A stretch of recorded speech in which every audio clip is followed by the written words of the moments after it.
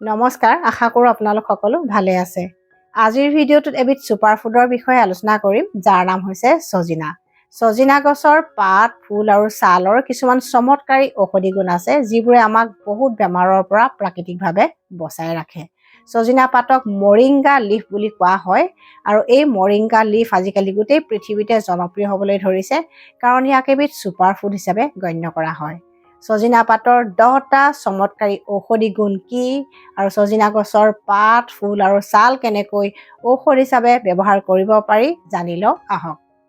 Nutrition বা পুষ্টিৰ ফালৰ পৰা ছজিনা পাত বা মৰিংগা লিফক কিয় ছুপাৰফুড বুলি কোৱা হয় জানি লওঁ আহক। ছজিনা পাতত থকা ভিটামিন চিৰ পৰিমাণ কমলাতকৈ 7 গুণ বেছি, আৰু ইয়াত থকা ভিটামিন এৰ পৰিমাণ গাজৰতকৈ 10 গুণ বেছি, আৰু ইয়াত থকা কেলছিয়ামৰ পৰিমাণ গাখীৰতকৈ 17 গুণ বেছি, আৰু ইয়াত থকা আইৰণৰ পৰিমাণ পালেং শাকতকৈ 25 গুণ বেছি। তাৰ উপৰিও vitamin B12, vitamin K, calcium, magnesium, potassium, iron আদি প্ৰয়োজনীয় খনিজ পদাৰ্থসমূহ বা সকলোবিলাক অত্যাৱশ্যকীয় উপাদানবিলাক প্ৰচুৰ পৰিমাণে পোৱা যায়। ছজিনা পাত আমাৰ হাৰ্টৰ কাৰণে ভাল, কিন্তু কিয়? ছজিনা পাতৰ প্ৰথম ডাঙৰ উপকাৰিতাটো আমি হাৰ্টৰ ক্ষেত্ৰত লাভ কৰোঁ, কাৰণ ইয়াত থকা বিটা চিট'ষ্টেৰল নামৰ এণ্টিঅক্সিডেণ্ট কম্পাউণ্ড বা যৌগটোৱে অপকাৰী LDL নামৰ কলেষ্ট্ৰলটো কমাই ৰখাত সহায় কৰে, আৰু ইয়াত থকা মেগনেছিয়াম, পটাছিয়াম আদি খনিজ পদাৰ্থসমূহে আমাৰ ৰক্তচাপ বা ব্লাড প্ৰেছাৰটো নৰ্মেল বা স্বাভাৱিক কৰি ৰাখে। গতিকে ব্লাড প্ৰেছাৰ আৰু কলেষ্ট্ৰল যেতিয়া নিয়ন্ত্ৰণত থাকিব, নেচাৰেলি আমাৰ হাৰ্টটো হেল্ডি হৈ থাকিব বা হাৰ্টটো হোৱাৰ সম্ভাৱনা বহুতখিনি কমি থাকিব। সেয়েহে এই ছুপাৰফুডবিধক আমাৰ হাৰ্টৰ টনিক বুলিও ক'ব পাৰি, অৰ্থাৎ কাৰ্ডিঅ' টনিক বুলিও ক'ব পাৰি।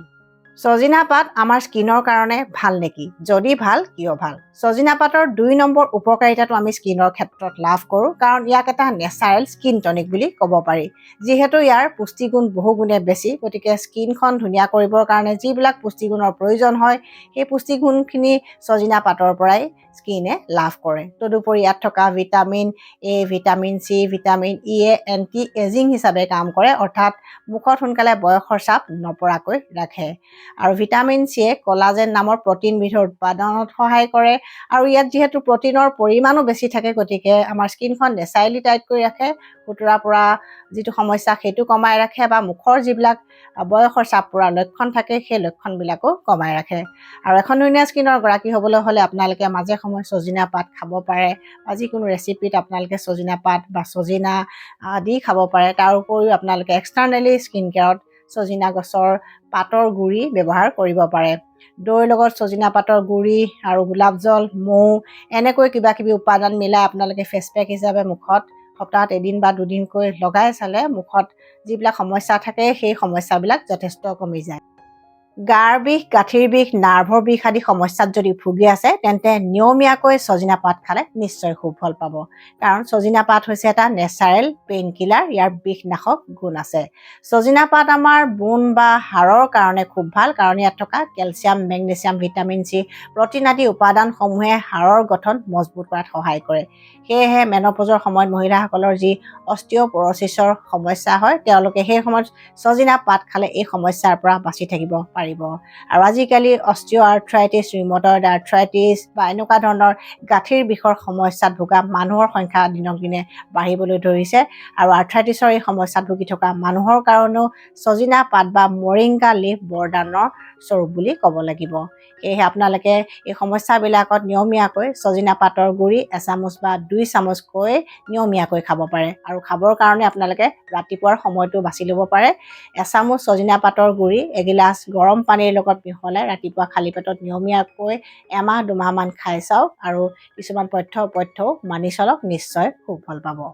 গাঁঠিৰ বিষ বা আৰ্থ্ৰাইটিছ থকা ব্যক্তিসকলে ছজিনাৰ এটা সহজ ঘৰুৱা দিহা ব্যৱহাৰ কৰি চাব, নিশ্চয় সুফল পাব।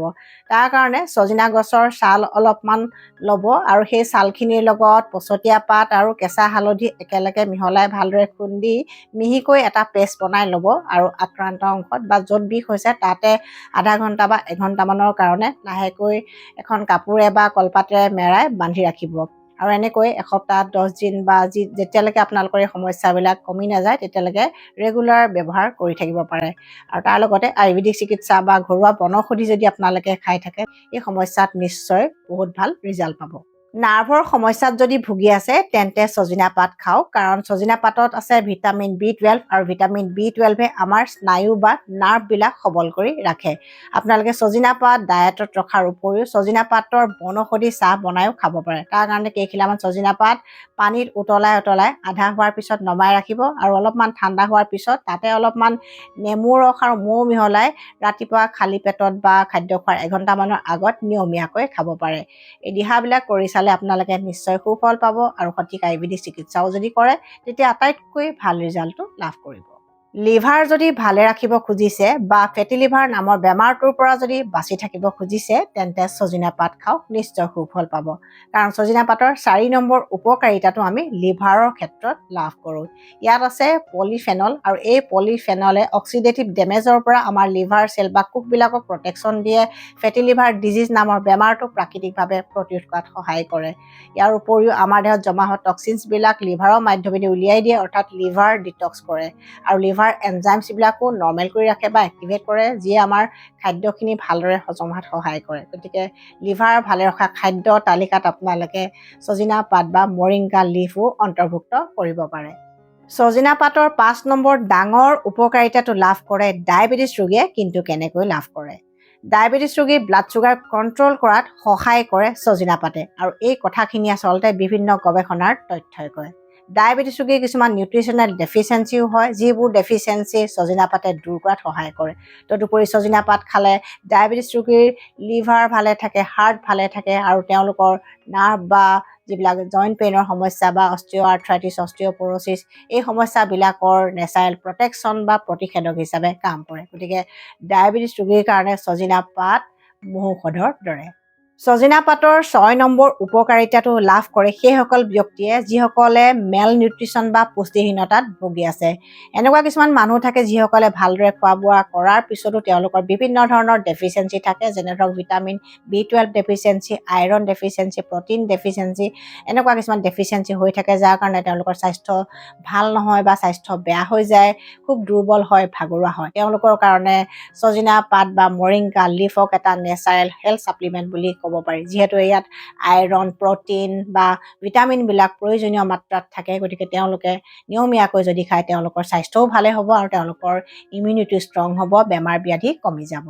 আপুনি যদি ফেট লছ বা ৱেইট লছ কৰিব খুজিছে তেন্তে ছজিনা পাত খাওক, নিশ্চয় সুফল পাব। কাৰণ ছজিনা পাতৰ 7 নম্বৰ উপকাৰিতাটো হৈছে ফেট লছ বা ৱেইট লছ।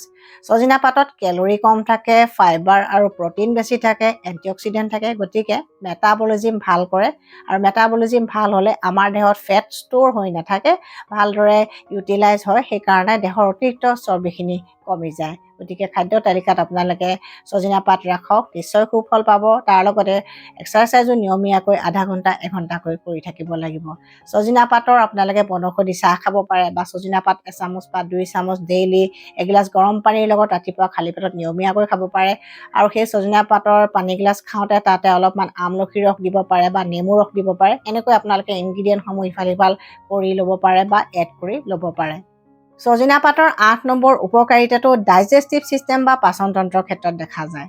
ছজিনা পাতে ডাইজেশ্যন ভাল কৰে বা আমি খোৱা খাদ্যবোৰ ভালদৰে হজম হোৱাত সহায় কৰে, যিহেতু ই ডাইজেষ্টিভ এনজাইমবিলাক এক্টিভেট কৰে আৰু ইয়াত থকা ফাইবাৰে আমাৰ পেটটো পৰিষ্কাৰ কৰি ৰাখে। গেছ, বদহজম, এচিডিটি আদি পেটৰ সমস্যাৰ পৰা প্ৰাকৃতিকভাৱে ছজিনা পাতে বচাই ৰাখে।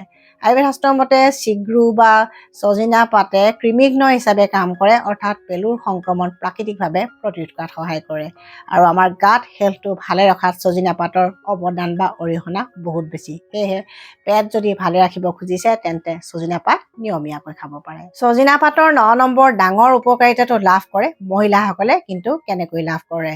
যিসকল মহিলাৰ মাহেকীয়াৰ সময়ত তলপেটৰ বিষ হয়, যিসকল মহিলাৰ মাহেকীয়া দেৰি হয় বা মাহেকীয়া অনিয়মীয়া হয়, যিসকল মহিলাৰ মাহেকীয়া সময়ত ৰক্তচাপ কম হয়, যিসকল মহিলাৰ ইউটেৰাইন ফাইব্ৰইড থাকে, পলিচিষ্টিক অভেৰিয়ান ডিজিজ থাকে, তেওঁলোকৰ কাৰণে ছজিনা খুব ডাঙৰ মহৌষধ বুলি ক'ব পাৰি।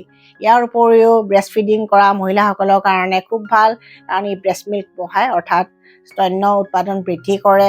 তাৰ উপৰিও মেনপজৰ সময়ত যি অষ্টিঅ'পৰ'চিছৰ সমস্যা হয়, অষ্টিঅ'আৰ্থ্ৰাইটিছ বা আৰ্থ্ৰাইটিছৰ সমস্যা হয় বা হাৰ্টৰ ট্ৰাবুল বা অন্য যিবিলাক সমস্যা আহে, সেই সমস্যাবিলাক প্ৰাকৃতিকভাৱে প্ৰতিৰোধ কৰাত সহায় কৰে। ছজিনা পাতৰ 10 নম্বৰ ডাঙৰ উপকাৰিতাটো আমি চুলিৰ ক্ষেত্ৰত লাভ কৰোঁ। ছজিনা পাতে আমাৰ চুলিৰ গুৰি মজবুত কৰে, নতুন চুলি গজাত সহায় কৰে, চুলি সৰা, চুলি পকা এনেকুৱা সমস্যাবিলাকো প্ৰাকৃতিকভাৱে দূৰ কৰাত সহায় কৰে। তাৰ কাৰণে আপোনালোকে ছজিনাৰ বিভিন্ন ঘৰুৱা দিহা ব্যৱহাৰ কৰি চাব পাৰে আৰু চুলিত এক্সটাৰ্নেলি হেয়াৰ পেক হিচাপে ছজিনাৰ গুৰি ব্যৱহাৰ কৰিব পাৰে। ছজিনা পাতৰ গুৰি দৈৰ লগত মিহলাই বা এল'ভেৰা জেলৰ লগত মিহলাই হেয়াৰ পেক হিচাপে আপোনালোকে মাজে সময়ে ব্যৱহাৰ কৰিব পাৰে বা আপোনালোকৰ পচন্দৰ হেয়াৰ পেকবিলাকত আপোনালোকে ছজিনাৰ পাতৰ গুৰি মিহলাই যদি ব্যৱহাৰ কৰে নিশ্চয় আপোনালোকৰ চুলিখিনি ঘন উজ্জ্বল হ'ব আৰু সমস্যাবিহীন হ'ব। কেইটামান ইম্পৰ্টেণ্ট কথা জানি লওক যদি ছজিনা পাত আপোনালোকে ঔষধ হিচাপে ব্যৱহাৰ কৰিব খোজে। যদি আপোনালোকে এনিমিয়া বা ৰক্তহীনতা দূৰ কৰিব খোজে তেন্তে ছজিনা পাতৰ লগত আমলখি, নেমু আদি ভিটামিন চি যুক্ত খাদ্য একেলগে খাওক। কাৰণ ভিটামিন চিয়ে ছজিনা পাতত থকা আইৰণৰ শোষণত সহায় কৰে, তেতিয়া সেই আইৰণখিনিয়ে ৰক্তহীনতা দূৰ কৰাত সহায় কৰিব। এখন ধুনীয়া সমস্যাবিহীন ছালৰ গৰাকী যদি হ'ব খুজিছে তেন্তে ছজিনা পাতৰ লগত বাদামজাতীয় শুকান ফল খাওক। যদি ইমিউনিটি বঢ়াবৰ কাৰণে ছজিনা পাত খাব খুজিছে তেন্তে জালুক, নহৰু আদি দি খাওক, কাৰণ ছজিনা পাতত থকা জিংকৰ শোষণত জালুক আৰু নহৰুৱে সহায় কৰে আৰু এই জিংকে আমাৰ ইমিউনিটি বঢ়োৱাত সহায় কৰিব। ছজিনা পাত খোৱাৰ পিছত চাহ বা কফি নাখাব, কাৰণ চাহ আৰু কফিত থকা কেফিন আৰু টেনিনে ছজিনাত থকা পুষ্টিগুণবিলাকৰ শোষণত বাধা প্ৰদান কৰে, অৰ্থাৎ আইৰণ, কেলছিয়াম আদি পুষ্টিগুণসমূহৰ শোষণত বাধা প্ৰদান কৰে। গতিকে তেনেকৈ খালে আপোনালোকৰ শৰীৰে হয়তো সেই পুষ্টিগুণখিনি ভালদৰে নাপাব আৰু তেতিয়া আপোনালোকে উপকাৰিতাও নাপাব। গতিকে ভালৰ লগতে কেইটামান জানিব লগা কথাও শ্বেয়াৰ কৰিলোঁ। আপোনালোকে যদি ভিডিঅ'টো চাই ভাল পাইছে তেন্তে আপোনালোকেও শ্বেয়াৰ কৰি দিব যাতে অসমৰ ৰাইজ উপকৃত হয়। নতুন ভিউৱাৰ্ছসকলে মোৰ চেনেলটো ছাবস্ক্ৰাইব নকৰাকৈ নাযাব। Stay healthy, stay happy.